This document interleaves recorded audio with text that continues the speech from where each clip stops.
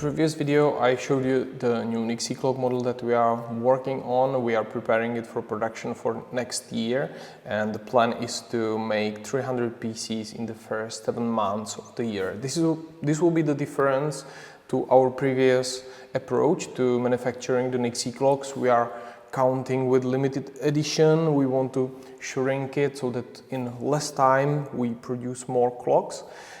So let's go more into detail about the difference between production of the Nixie clocks and production of the Omnixie. The new clock model will be Omnixie, the color will be graphite gray. So I will call the clock already by its name, which is Omnixie clock. With pure Nixie clock, we are adjusting the production pace to the customer demand. So if customers wanted more clocks, we are producing more clocks, and then there were some times where customers wanted less clocks, so we are producing less clocks. And obviously, if you have some months, especially for instance at the beginning of the year, you have months where the demand is lower. So if you make lower clocks at particular amount of time, each of these clocks is more expensive to make than the clocks that you are building in the months where the demand is higher. So with the Omnixie clock, we will shrink the production and we will run at the constant pace, and we will know exactly how much one clock costs. So the benefits of the previous approach was that we were not creating inventory, and the cash flow was better. Because the parts are expensive and you need to buy them in large quantity. But the disadvantage is that the clock cost is not optimal. The benefits of the new approach is that you can calculate the fixed cost of the production of each unit in advance, and also that it will be lower. The disadvantage is that it's not very cash flow friendly, because you need to buy all the parts for the production of the whole series in advance. And you're risking building inventory, which costs money, which are scarce, obviously. But in this case, we just sold out most of our pure Nixie clocks. So thank you very much. The pure Nixie clock 6 is already sold out completely, and it helped us to fund production of the new Omnixie model that will be hopefully a little bit less expensive than the pure Nixie clock. Now let's look at the plan itself. I have this Excel sheet that shows the whole production plan for this 300 pieces batch. And today we are here at this red line. It's 1st of December, and each of these columns is 1 day. So the plan stretches for this whole 8 months altogether, ending at end of July. These yellow sections are production of the Nixie tubes. These orange sections are production of column tubes, and each of these sections is one batch. Here in the Nixie tubes we are producing in batches of 60, column tubes 20. Production of a Nixie tube from start to finish takes 3 weeks, and more batches can run together, so you can see that they overlap. Here already at the 9th of December we are starting production of the Nixie tubes for the first 6 tube batch, and then the next weeks another, and then at the beginning of the year we will be collecting here the finished batches. These upper rows tells us the production plan for the clocks themselves. So you can see here we have 6 batches, each of them consisting of 50 clocks. So in these green squares we will have first 50 clocks, another 50 clocks, another 50, and the last one will be the final pieces to the batch of 300. So that's the easiest part, that's the plan, but from the experience we know that it's very easy to follow the plan for 2 weeks and then slip into improvisation because something happens, some external things like supplier is slower, or you overestimated your production capacity or whatever. And once you slip into this improvisation, like all the calculation of the cost, especially the fixed cost of the employees, the salaries goes off, and then you just hope that you will keep the numbers in black and you will not slip into loss. So this is what happened, for instance, for Umashimenkana. In the end, we finished it and installed it, and it was a success. but it was only because we got this extra time during the COVID, because the museum was closed, and we got extra time for finishing the project. Without this, we would end up in the half of the project without realizing it. So with this new clock, I want to catch all these unpredictable things now and make sure that nothing happens during the realization of the clocks and nothing will break it apart, so I am able to finish it on time and at the costs that were calculated at the beginning. Factor number one is complexity of the project. Obviously, the more complex the project is, the more probable it is that something will go wrong and it will cost you more time. So for instance, of Umashimenkana, we had to develop the big H tube for it, and there were so many problems like sealing of the faceplate and things that we know from the R tube that works perfectly. For instance, rigidity of the digits during the assembly were not working because they were bigger, and we had to search for different alloys of the stainless steel for the digits and so on. So the answer for the complexity will be to focus. We'll be focusing on the core business, which is manufacturing of the nixie tubes, and we'll have a partner who will do for us manufacturing of the clocks, of the electronics, hardware and so on. His name is Jan Zeyuan. Jan is a nixie clock veteran. He's been building nixie clock related devices for decades. You might know him from beautiful pictures of his clocks or the divergence meter reproduction from Steins Gate and similar devices. So this will be a huge help because Jan is experienced electronics designer. He has a sense for design and for beauty, so we will be aligned and working closely on this project. Another factor that can make problems is machine downtime. If something breaks down, it can cause additional delays and we might not be able to make the clocks on time. So we are working on a regular maintenance and also trying to find possible weak spots. For instance, we had to replace these two turbo controllers. These are the controllers that spins the turbos, the systems that we have to create vacuum.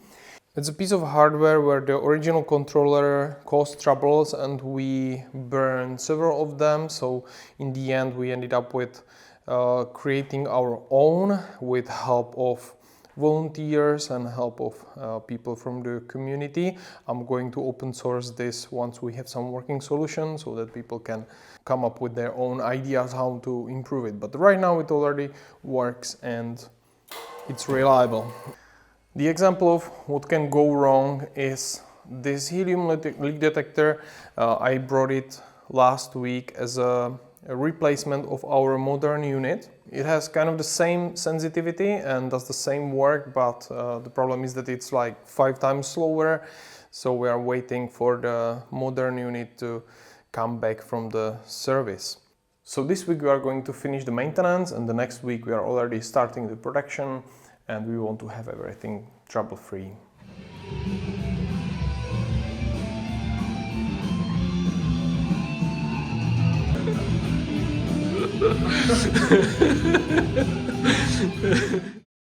Another factor is the size of the team. We are going to produce more at the same time, so we need to increase a little bit the amount of people who are working on the assembly, on the glass and so on. In the past we learned that if you want to speed up the processes, that you will end up with more rejects, more failure, with higher failure rate, and this is not good.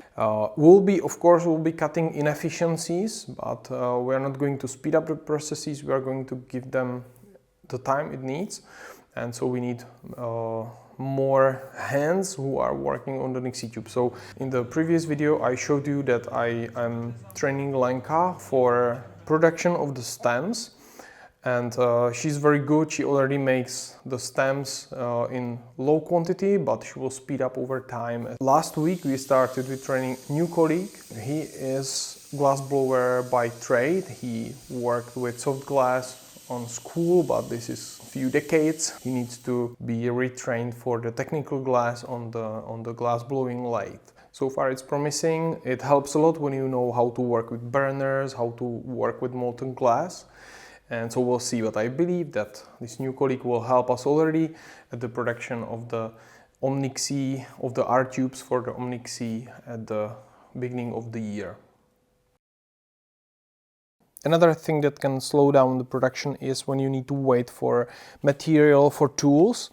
So here we don't have material for the clocks itself, but we have some tools that we need for work. Let's say your colleague is machining a tool or a component for the clock and he breaks end mill. So he doesn't need to wait for the end mill to come from the shop because this takes a couple of days, but he can go straight to the storage and takes another one. And as the stock goes under some limit, under minimum quantity, it will throw a warning for me to order it, but the new material will come before he will run out of the minimum quantity that we have here. So theoretically there will be no downtime because one of the million parts is not available in the storage. And we have different things like electrodes for spot welders, bulb for lamp in the lathe, some liquids like, you know, for cleaning of a spray gun, million other things that you normally don't think of, and nobody has to think of it. It's here, it's in the system, and once it reaches some minimum quantity, the system will throw error or not error, warning to order more.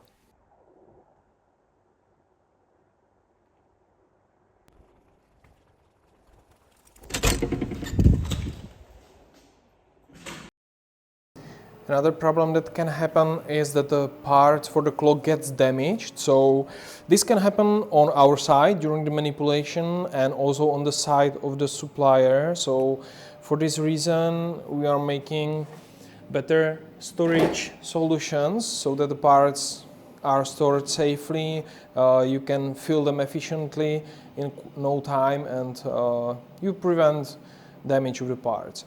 So here what we use are the gray Euro boxes. They are stackable, they are made in different sizes so they can fit Euro pellet.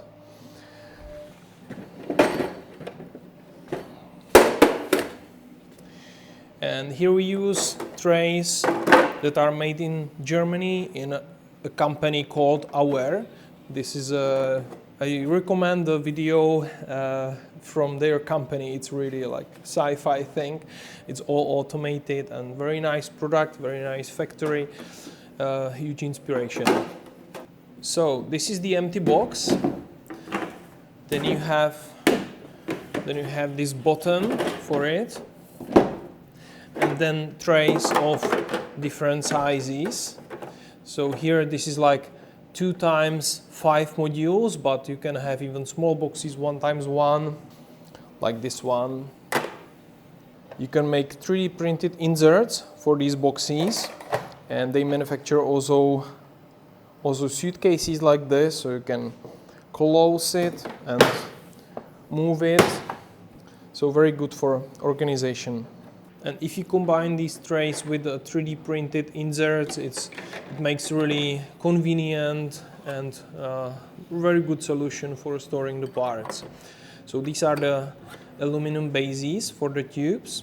We need to print a lot of these 3D prints, so we got a new 3D printer. I'm a huge fan of Prusa, so next year I'm getting their new Core 1 printer so that we can compare them, but so far I'm pretty much impressed with this printer because the assembly itself is so easy that it was done by 2 future engineers, my son and his friend, so thanks to them. And I'm curious how the Prusa printer, the new one, will do compared to this one. That's all for this video. There are so many things that I would like to talk about, but I will keep them for the next videos. So thank you for watching, thank you for supporting us. I'm very grateful that we sold so many pure nixie clocks in the past few weeks. That really helped me to solve one of the problems, with the cash flow. If you need to have all the parts ready before the production itself. You need to buy them or finance upfront. So I was able to buy that huge, inventory of material upfront, and it's coming in January, and it will be ready for the production of the clock. So thank you very much, and see you at the next video.